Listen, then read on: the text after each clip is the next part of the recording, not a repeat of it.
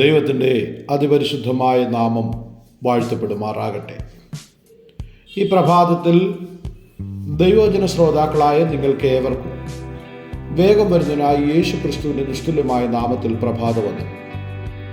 ഇന്നത്തെ നമ്മുടെ ദൈവവചന ചിന്തയ്ക്ക് ആധാരമായി ആവർത്തന പുസ്തകം 31 അധ്യായം അതിൻ്റെ 6 വാക്യം ഇങ്ങനെ വായിക്കുന്നു.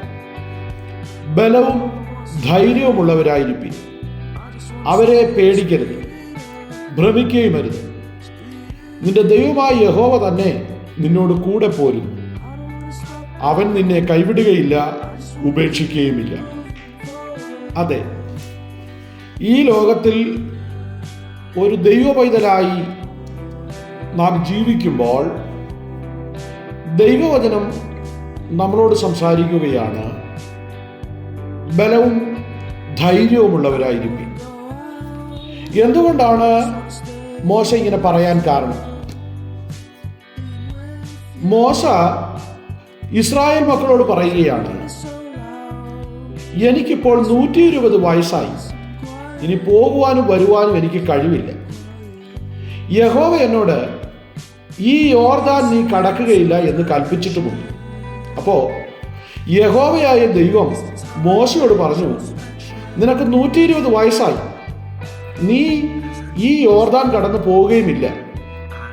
അതിനുശേഷം പറയുന്നു, നിന്റെ ദൈവമായ യഹോവ നിനക്ക് മുമ്പായി കടന്നുപോകും.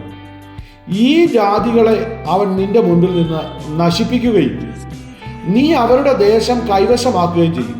യഹോവ അരുളി ചെയ്തതുപോലെ യോശുവ നിനക്ക് നായകനായി കടന്നുപോകും. അപ്പോൾ മോശയുടെ ശുശ്രൂഷ കാലഘട്ടം അവസാനിച്ചു. പുതിയൊരു ശുശ്രൂഷകൻ അവിടെ ഉടലെടുക്കാൻ പോകുന്നു എന്നുള്ള മുന്നറിയിപ്പ് യഹോവയായ ദൈവം മോശയ്ക്ക് നൽകിയപ്പോൾ ആ വിവരം യാതൊരു സങ്കോചവുമില്ലാതെ മോശ ഇസ്രായേൽ ജനത്തിന് കൈമാറുകയാണ്. ധൈര്യമുള്ളവരായിരിക്കും.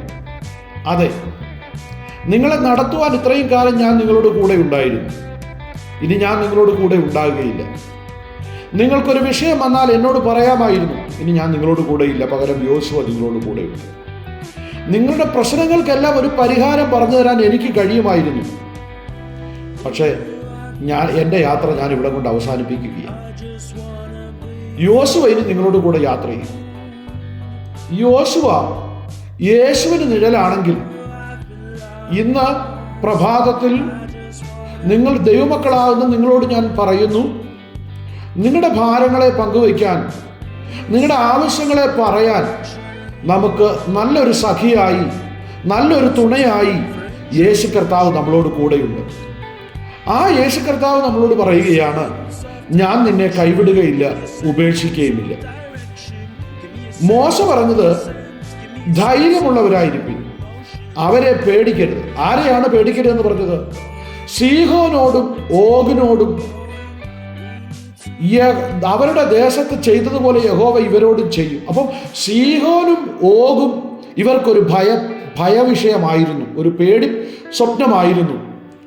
അതുകൊണ്ട് ദൈവമക്കളെ, നിങ്ങൾ സീഹോനെയും ഓഗിനെയും പേടിക്കണ്ട. ഇന്നലെ വരെ നിങ്ങളെ പരാജയപ്പെടുത്തിയതിനെ കണ്ട് ഇന്ന് നിങ്ങൾ പേടിക്കേണ്ട. കാരണം കർത്താവായ യേശു ക്രിസ്തു നിങ്ങളോട് കൂടെയുണ്ട്. നിങ്ങളുടെ ദൈവമായ യഹോവ തന്നെ നിങ്ങളോട് കൂടെ പോരുന്നു. അവൻ നിങ്ങളെ കൈവിടുകയില്ല, ഉപേക്ഷിക്കുകയുമില്ല. അതെ, നമ്മുടെ ജീവിത പ്രാരാബ്ധങ്ങളുടെ മധ്യത്തിൽ നമ്മളെ കൈവിടാത്തൊരു ദൈവമുണ്ടെങ്കിൽ അത് കർത്താവായ യേശു ക്രിസ്തു മാത്രമാണ്. നമ്മുടെ ആവശ്യങ്ങളുടെ മധ്യത്തിൽ നമ്മളെ സഹായിക്കുവാൻ ഒരുവനുണ്ടെങ്കിൽ അത് യേശുക്രിസ്തു മാത്രമാണ്. നമ്മളെ സഹായിക്കാമെന്ന് പറഞ്ഞ പലരും നമ്മുടെ മുൻപിൽ മാറിപ്പോയെന്ന് വരാം. സഹായിക്കാൻ കഴിവുണ്ടായിട്ടും നമ്മളെ സഹായിക്കാത്തവർ നമ്മുടെ ചുറ്റുപാടുകളിലും ഉണ്ടായെന്ന് വരാം, നമ്മുടെ ബന്ധുമിത്രാദികളിൽ ഉണ്ടായെന്ന് വരാം. കുഞ്ഞെ, നീ നിരാശപ്പെടണ്ട. നീ യേശുവിൻ്റെ കരങ്ങളിൽ ഏൽപ്പിച്ചു കൊടുക്കുക. നിനക്ക് വേണ്ടി ഒരു പുതിയ വഴി തുറക്കാൻ സർവശക്തനായ ദൈവത്തിന് കഴിയും. ജോലിയോടുള്ള ബന്ധത്തിൽ ഭാരപ്പെടുകയാണോ നീ? നീ പഠിച്ചിട്ടും നീ പഠിച്ച ജോലി നിനക്ക് ലഭിക്കാതെ നീ ഭാരപ്പെടുകയാണോ? എന്നാൽ ഇന്ന് പ്രഭാതത്തിൽ നിന്നോട് ദൈവത്തിൻ്റെ ആത്മാവ് പറയുക, കുഞ്ഞെ, നീ ബലവും ധൈര്യമുള്ളവരായിരിക്കുക. നിന്നെ പേടിപ്പിക്കുന്ന സീഹോനെയോ, നിന്നെ ഭയപ്പെടുത്തി പിന്മാറ്റാൻ ശ്രമിക്കുന്ന ഓഗിനെയോ നിന്റെ ജീവിതത്തിൽ നീ അവരെ കണ്ട് ഭയപ്പെടണ്ട. നീ യേശു ക്രിസ്തുവിലും തൻ്റെ പരിശുദ്ധാത്മാവിലും ആശ്രയിക്ക്. അവൻ നിന്നെ കൈവിടത്തില്ല, അവൻ നിന്നെ ഉപേക്ഷിക്കത്തില്ല. ആയതിനാൽ ഇന്ന് പ്രഭാതത്തിൽ ഈ ദൈവവചനത്തിൻ്റെ അടിസ്ഥാനത്തിൽ ഞാൻ നിങ്ങളെ ഉറപ്പിക്കുവാൻ ആഗ്രഹിക്കുന്നു. എന്തെല്ലാം പ്രതികൂലം വന്നാലും, ആരെല്ലാം നമ്മളെ ഞെക്കിപ്പിഴിയുന്നത് പോലെയുള്ള അനുഭവം നമ്മുടെ ജീവിതത്തിൽ ഉണ്ടായാലും, കുഞ്ഞേ, മടുത്തു പോകരുത്. നീ പിന്മാറിപ്പോകരുത്. നിന്റെ പ്രാർത്ഥന കുറയരുത്. നീ ദൈവത്തോടുള്ള നിന്റെ ബന്ധത്തിനൊരു കുറവ് വരരുത്. കാരണം ആ കർത്താവ് നിന്നെ സ്നേഹിക്കുന്നു. ആ കർത്താവ് നിന്നെ അനുഗ്രഹിക്കുവാൻ ആഗ്രഹിക്കുന്നു. ഇന്ന് കണ്ട മിശ്രമിനെ നീ ഇനി കാണുകയില്ല. ഇന്ന് വന്ന കഷ്ടം ഇനി നിന്റെ ജീവിതത്തിൽ ഇനി വരത്തില്ല. ഇത് ദൈവിക വാഗ്ദത്തമാണെങ്കിൽ ഈ ദൈവിക വാഗ്ദത്തത്തിൽ നീ വിശ്വസിക്ക്. സർവശക്തനായ ദൈവം നിനക്ക് വേണ്ടി ഒരു വഴി തുറക്കുവാനിടയായിത്തീരും. ഒരു മനുഷ്യനും അടയ്ക്കാൻ കഴിയാത്ത, ഒരു ശത്രുവിനും കൊട്ടിയടക്കാൻ കഴിയാത്തൊരു വാതിൽ തമ്പുരാൻ നിനക്ക് വേണ്ടി തുറക്കുവാനിടയായിത്തീരും. അതിനാൽ വിശ്വാസത്തിൻ്റെ പടികൾ ഒന്നൊന്നായി ചവിട്ടിക്കയറുക. ഈ വചനങ്ങൾ നിന്റെ ജീവിതത്തിലേറെ അനുഗ്രഹവും വിടുതലുമായി തീരും എന്നതിന് യാതൊരു സംശയമില്ല. ആയതിനാൽ ഈ വചനങ്ങളാൽ ദൈവം നമ്മളെല്ലാവരെയും ധാരാളമായും സമൃദ്ധിയായും അനുഗ്രഹിക്കട്ടെ.